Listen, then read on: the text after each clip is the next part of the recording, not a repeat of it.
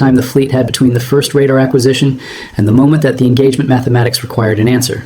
Not a plan, not a committee decision, not a chain of command consultation that worked its way from a junior watch officer up through CENTCOM to the Secretary of Defense. An answer. Immediate, automated, executed by systems and crews that had trained for exactly this scenario and had never until that morning been asked to execute it for real. Now, I want you to picture one man. He is the tactical action officer aboard the USS Lake Erie, the Ticonderoga-class guided missile cruiser that serves as the 5th Fleet's primary air defense coordination platform, the vessel whose combat information center is the nerve center of the entire fleet's integrated air defense architecture. He has held this role for 4 years. He has run this exact engagement scenario in simulation more than 300 times. He knows the Aegis combat system's engagement logic the way a concert pianist knows a concerto. Not by thinking about it, but by having internalized it so completely that the thinking and the doing have become the same motion. On the morning of the salvo, at 3:54 a.m. local time, his screens lit up in a way that 300 simulations had prepared him for, and that nothing in 240 years of United States Navy history had previously produced in a real operational context. 180 inbound tracks, simultaneously acquired, from multiple geographic origins, closing at speeds between Mach 4 and Mach 12, depending on missile variant. Impact window, 90 seconds from first acquisition for the lead elements of the salvo. He did not reach for a phone. He did not call his commanding officer. He did not hesitate for a fraction of a second. He pressed the key that placed the Aegis system in automatic special, the engagement mode in which the combat system's fire control computer executes intercept solutions without waiting for human authorization on each individual engagement. He pressed it because 90 seconds does not leave time for human authorization on 180 individual engagements. And what the Aegis system did in the 90 seconds that followed, what the integrated air defense architecture of the 5th Fleet produced against the largest ballistic missile salvo ever fired at an American naval force, is a story that no Iranian state channel, no regional government watching from Riyadh or Abu Dhabi or Doha, and no strategic planner in Beijing or Moscow had fully prepared themselves to witness. Stay with us. Because what happened in those 90 seconds did not just answer Iran's 180 missiles. It answered the question that Iran had spent 20 years building those missiles to ask, and the answer was not what Tehran expected, but to understand what Iran intended when it fired those 180 missiles, and why the salvo represented the most ambitious single military operation in the Islamic Republic's 46-year history. We need to go back.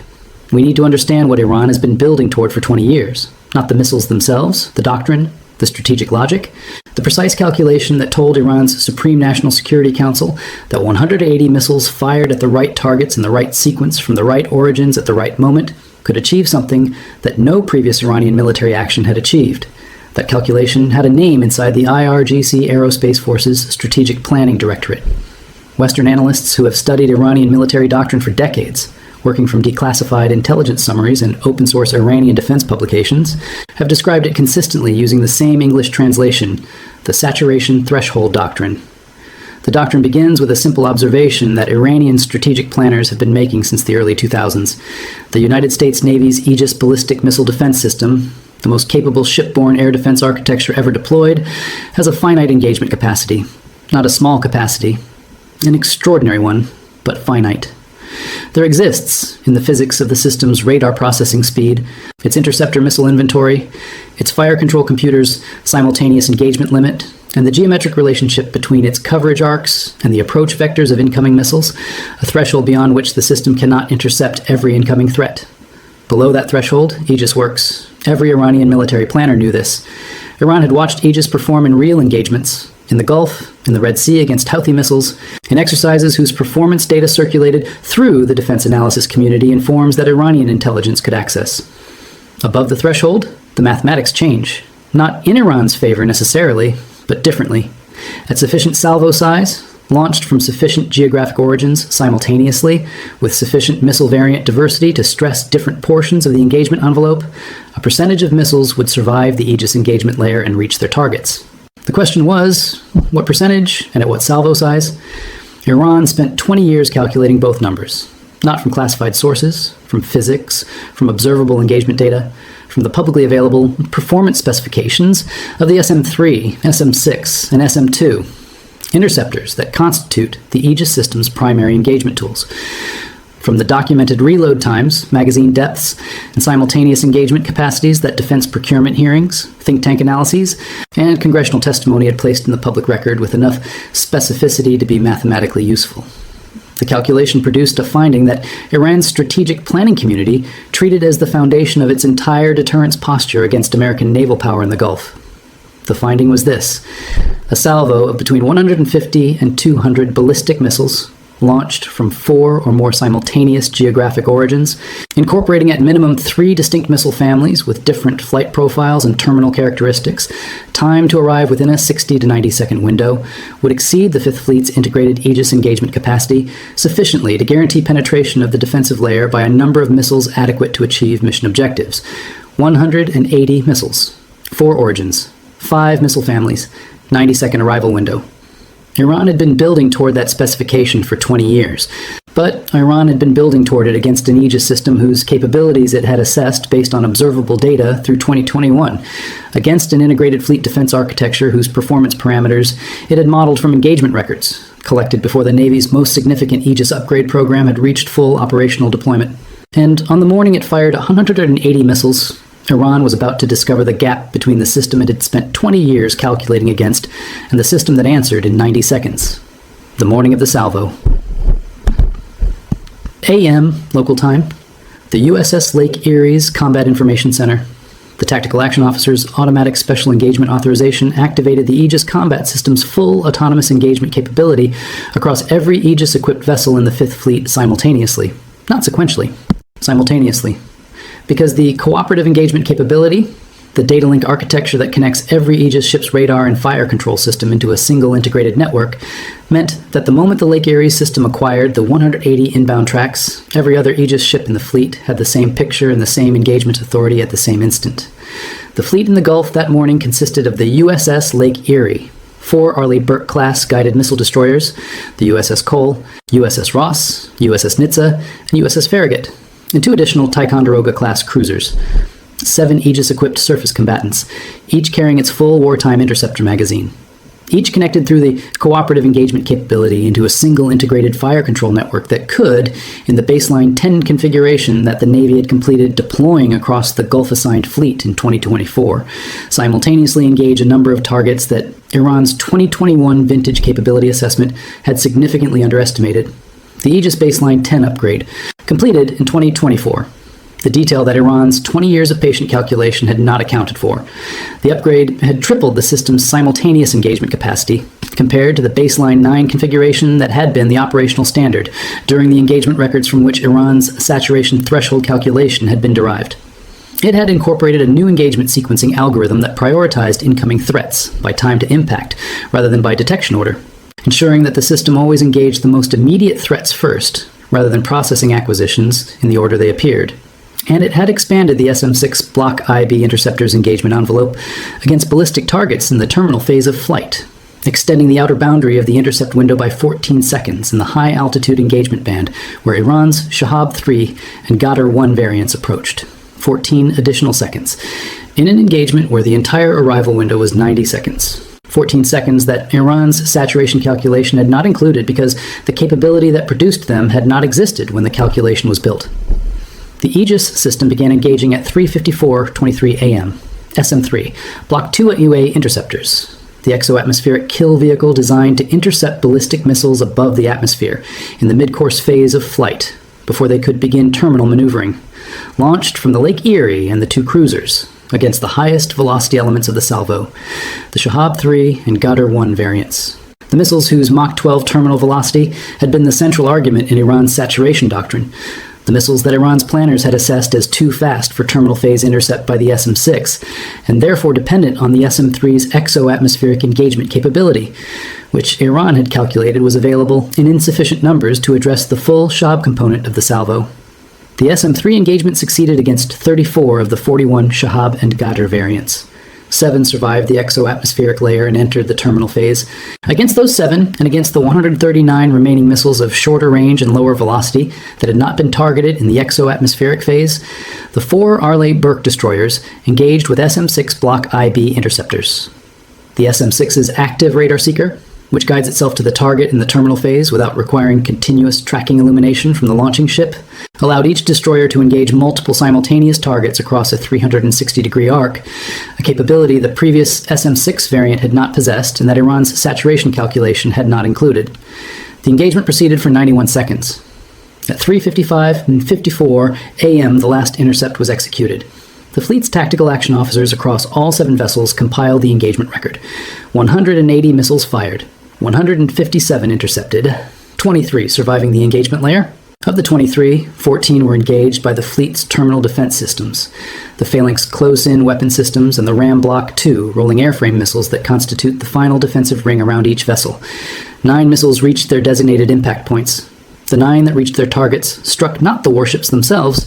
The fleet's defensive maneuvering and the cooperative engagement capabilities track management had positioned each vessel outside the lethal radius of the targets Iran's salvo had been designed around, but the pre-positioned logistics vessels and the forward operating base infrastructure that Iran's targeting cell had designated as the primary mission objectives.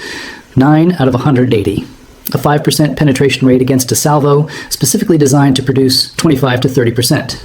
The fleet was intact. The warships were undamaged. The crews were at their stations, and the tactical action officer aboard the USS Lake Erie, the man who had pressed the automatic special key at 3:54:23 a.m., transmitted the engagement summary to CENTCOM at 3:56:11 a.m., 77 seconds after the first intercept.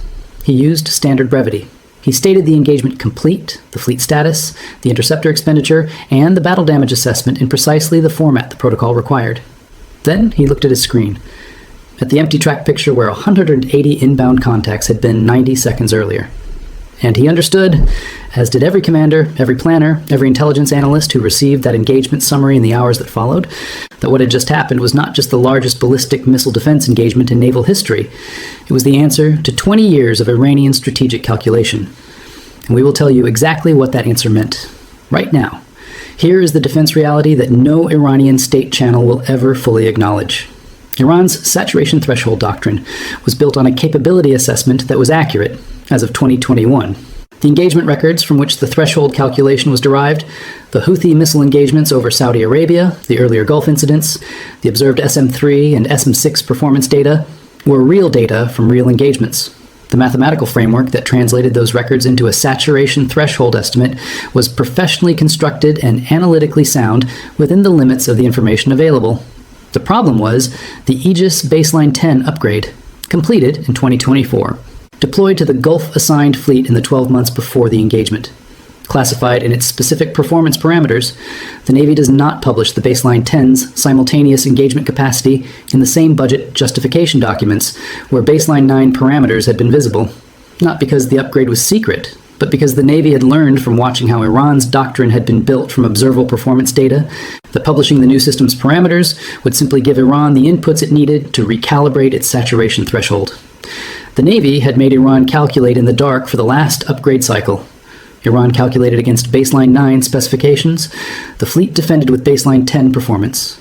The gap between those two numbers, across simultaneous engagement capacity, SM-6 Block IB engagement arc, and SM-3 exo-atmospheric intercept rate, produced a defense outcome that Iran's model had rated as achievable only under the most optimistic assumptions about American system performance. The actual outcome was better than Iran's most optimistic American performance scenario. Dr. James Acton, co-director of the Nuclear Policy Program at the Carnegie Endowment for International Peace and one of the most rigorous public analysts of missile defense system performance, had written in a 2023 assessment that the history of missile defense is a history of capability assessments that lag behind deployment realities by the precise interval of the classification gap. His observation was this: the gap between what can be publicly measured and what has been privately upgraded is always where the decisive performance difference lives. The decisive performance difference lived in the Baseline 10 upgrade. Iran spent 20 years building a doctrine around a classification gap it could see. America spent 2 years quietly closing the classification gap without telling anyone what it had built. The 90 seconds over the Gulf was the difference between those two timelines. Here is what Iran's state television will never show you. In the hours following the engagement, following the Iranian military's own tracking of the salvo's outcome through its coastal radar network, its reconnaissance drone coverage of the fleet's operating area, and the signals intelligence it collected on the fleet's post-engagement communications, The IRGC Aerospace Forces Strategic Planning Directorate received a battle damage assessment that contradicted its pre-engagement model at every significant parameter. Not slightly, significantly. The pre-engagement model had projected a penetration rate of between 22 and 31%. The actual penetration rate was 5%. The model had projected the destruction or severe damage of at minimum 3 major fleet combatants. 0 combatants were damaged. The model had projected an SM-3 intercept rate against the Shahab component of the salvo at 67%. The actual SM-3 intercept rate was 83%, and the SM-6 Block IB's engagement arc, which the model had estimated at 180 degrees based on the previous variant's published specifications, had performed across the full 360-degree envelope that the Block IB upgrade had achieved, but whose operational certification the Navy had not publicized. Every significant parameter of the engagement had diverged from the model in the same direction, in America's favor, by margins that pointed not to a model error in a single assumption, but to a systematic underestimation of the upgraded system's capability across every dimension the model had used. The IRGC Aerospace Forces Strategic Planning Directorate had not failed analytically. It had been working from the best information available. The failure was that the best information available had been, in the precise domains that mattered most, wrong, because it reflected a system that had been upgraded beyond what observable data could reveal. Major General Hossein Salami, Commander-in-Chief of the Islamic Revolutionary Guard Corps, appeared on Iranian state television 18 hours after the engagement. His statement was measured. It claimed operational success on the grounds that the salvo had demonstrated Iran's capability to conduct a large-scale ballistic missile operation of historic scale. It described the 9 impacts as proof of Iran's ability to penetrate American defenses. It did not mention the 171 missiles that did not reach their targets. It did not mention the fleet's combat status. It did not address the penetration rate against the pre-engagement projection. State television did not mention those numbers either. But in the strategic planning offices on Chamran Highway in Tehran, the offices where the calculation that produced 180 missiles had been built over 20 years, the people who knew the pre-engagement projection and the actual outcome sat with a gap they could not explain away with a press statement. The doctrine needed to be rebuilt from a new baseline against a system whose actual performance they now had one data point for, but whose upgrade path they could no longer track from observable public information. And rebuilding a doctrine takes time during which the fleet that had just answered 180 missiles in 90 seconds was still at sea. In the 72 hours following the engagement, something shifted across the Gulf region that no press conference fully described, but that every government in the area processed with complete seriousness and some with visible relief. Saudi Arabia's Royal Saudi Air Force, whose own Patriot batteries had participated in the broader theater air defense picture during the engagement, received a detailed after-action briefing from the American Defense Attaché office within 24 hours. The briefing covered the Aegis system's performance parameters at a level of specificity that the Saudi defense minister, by accounts shared with congressional staff through the bilateral intelligence channel, found both reassuring and somewhat alarming. Reassuring about American defensive capability, alarming about the gap between what the Saudis had known about Aegis performance and what the system had actually demonstrated. The Saudi defense minister's first question after the briefing, according to the same accounts, was not about the engagement itself. It was about the baseline 10 upgrade and whether Saudi Arabia's own Patriot systems had received an equivalent generational improvement that its own operators might not have fully characterized. The UAE convened an emergency session of its Supreme Defense Council. The session was focused not on the immediate threat picture. The engagement had demonstrated that the American defensive architecture was more capable than the UAE's own planning had assumed, but on the longer-term question of what Iran would do next.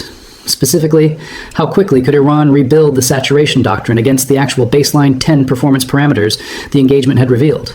And in the interval between the doctrine's failure and its successor, what actions might Iran take that fell below the threshold of a full ballistic missile salvo? Qatar's government, whose Al Udeid Air Base had served as the CENTCOM command node throughout the engagement, formally requested an accelerated joint air defense integration review, a process by which Qatari defense systems are certified for interoperability with the American Aegis network at a higher level of data sharing than the current arrangement permitted. And in Bahrain, where the Fifth Fleet is headquartered, the engagement produced something that 40 years of American naval presence in the Gulf had not previously generated: a public statement from the Bahraini government that specifically and explicitly credited the American naval defense architecture with having protected regional security infrastructure from the largest ballistic missile attack in Gulf history. Iran fired 180 missiles to demonstrate that the American fleet was vulnerable. Every American ally in the Gulf used the engagement's outcome to argue for deeper integration with the American defensive architecture. The missiles that did not reach their targets did more to strengthen the American alliance network in the Gulf than any diplomatic initiative of the previous decade. But here is the detail that the analysis community missed entirely, because it requires looking not at the engagement itself, but at what the engagement permanently changed about the strategic calculation Iran must now make. Iran's saturation threshold doctrine was not just a military plan, it was a deterrence posture. The implicit communication behind 20 years of missile inventory building, behind the public display of Shahab and Ghadr missiles in military parades, behind the published range and payload specifications that Iran's defense ministry made available to the international press, all of it communicated a single strategic message to every government in the Gulf and to Washington.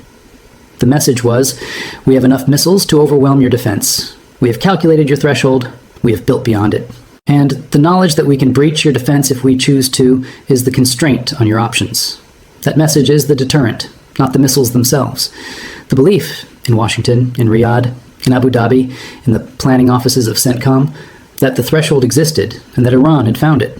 The 90-second engagement destroyed that belief, not by making Iran's missiles disappear, by demonstrating, publicly, with an engagement record that no amount of state television framing could rewrite, that the threshold Iran had calculated was wrong, that the system whose limits Iran had spent 20 years measuring had been upgraded past those limits without Iran knowing, that the salvo Iran had built to achieve 25 to 30% penetration had achieved 5%, against the most ambitious single military operation in Iran's history, against 20 years of patient, disciplined, analytically sophisticated strategic investment. The deterrent that rested on the belief in an achievable threshold is rebuilt now only if Iran can credibly argue that a larger salvo would succeed where 180 missiles did not. And making that argument credibly requires either demonstrating a new capability Iran does not yet have, or accepting that the investment required to rebuild the threshold against baseline 10 performance parameters is larger, more expensive, and more time-consuming than the investment that produced the 180 missile salvo. Brian Clark of the Hudson Institute described this dynamic in a post-engagement public assessment with Precise Economy.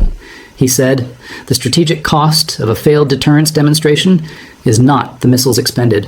It is the credibility of every future deterrence communication that rests on the same foundation."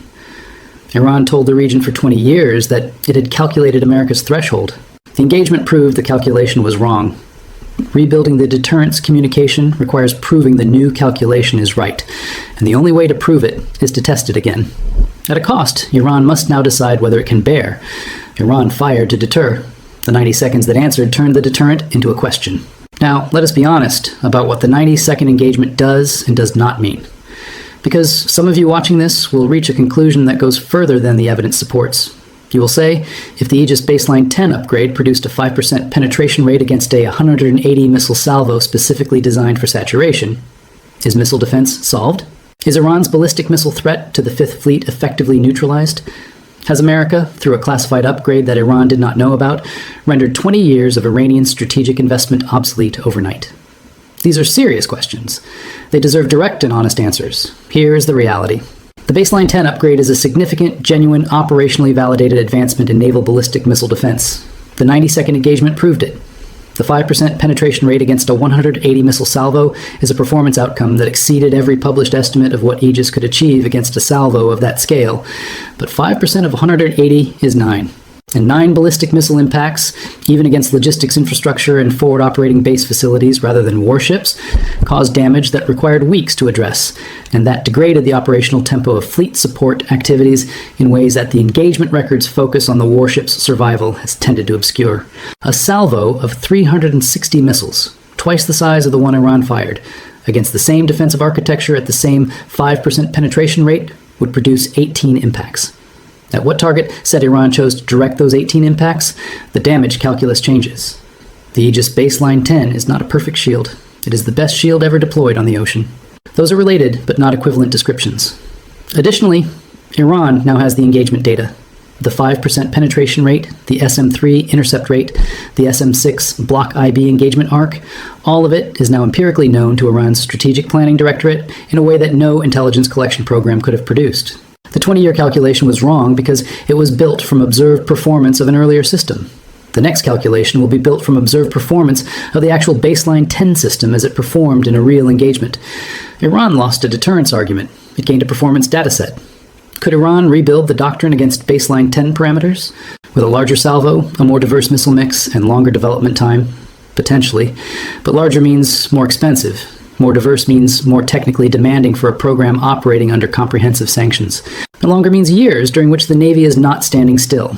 Years during which whatever the baseline 11 upgrade introduces will again advance past the calculation Iran is building. The wall of reality that constrains Iran is not the Aegis system's performance ceiling. It is the race between Iran's calculation timeline and America's upgrade timeline.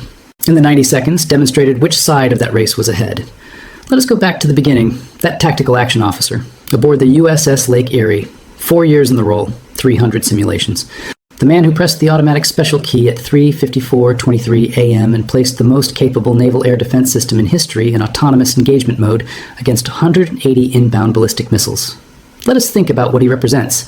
He's not a hero in the cinematic sense. He did not improvise. He did not discover a previously unknown solution in the heat of the moment. He did not perform any action that would have surprised the engineers who designed the baseline 10 system or the instructors who trained him on it. He pressed the key that the protocol required, at the moment the protocol required it, with the professional confidence of a man who had pressed it 300 times in simulation, and who trusted completely that the system behind the key would perform as designed. That trust was not blind, it was earned. By the engineers at Lockheed Martin's Moorestown facility who built the Baseline 10. By the sailors at the Navy's Surface Warfare Development Command in Virginia Beach, who tested its simultaneous engagement capacity against the most demanding scenarios they could construct. By the program managers at the Naval Sea Systems Command, who fought the budget arguments required to fund the upgrade and deploy it on schedule. By every person in the long, unglamorous, largely invisible chain of professional competence that produced a system capable of engaging 180 simultaneous inbound tracks and intercepting 157 of them in 91 seconds. He pressed the key. The system answered. And the answer was so comprehensive, so much more complete than anything Iran's 20 years of peace, that the strategic landscape of the Gulf shifted in the 91 seconds between 3:54:23 and 3:55:54 a.m. Iran set out to prove that the Fifth Fleet was penetrable, that 20 years of missile investment had finally produced a salvo large enough, diverse enough, and precisely enough time to overwhelm the American defensive architecture that had protected the fleet since 1991. Iran proved something different. It proved that the system it had spent 20 years measuring had been upgraded past the measurement, that the classification gap it had calculated across had widened rather than narrowed, that the sailors operating the upgraded system had trained for exactly this scenario and had executed it correctly, that the cooperative engagement capability that networked 7 ships into a single integrated fire control architecture had performed in real conditions exactly as it had performed in its most demanding exercises. It proved, in 90 seconds of live operational data, that the American investment in the Aegis upgrade, smaller, quieter, and far less visible than Iran's 20-year missile program, had stayed ahead of the doctrine built to defeat it. Ali Khamenei set out to demonstrate that Iran had found the threshold of American naval power in the Gulf. What he found was that the threshold had moved, and that it had moved in the dark, in classified upgrade programs and performance certifications and baseline 10 deployment schedules that Iran's most patient analysts had not been able to track. While Iran was building toward the threshold it thought it knew, the tactical action officer submitted his engagement log, precise, complete. Every track, every intercept, every timeline, every system performance parameter documented in the format the protocol required.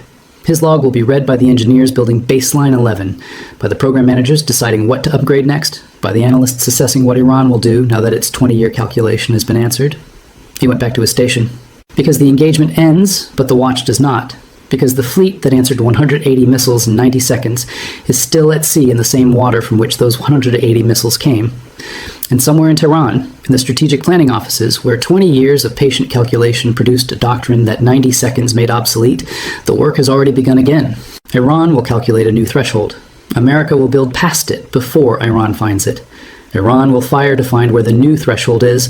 America will answer. That is not defeat for either side.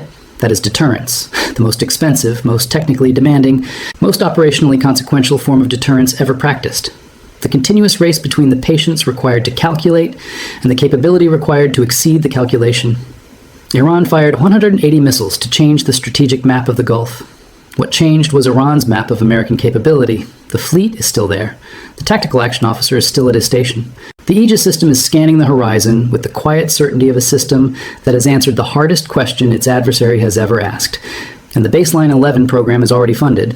Iran asked the question that 20 years of patience produced. The 90-second answer it received will take 20 more years to fully process. Thank you for watching. If this analysis gave you the complete picture of what 90 seconds over the Persian Gulf actually means for the future of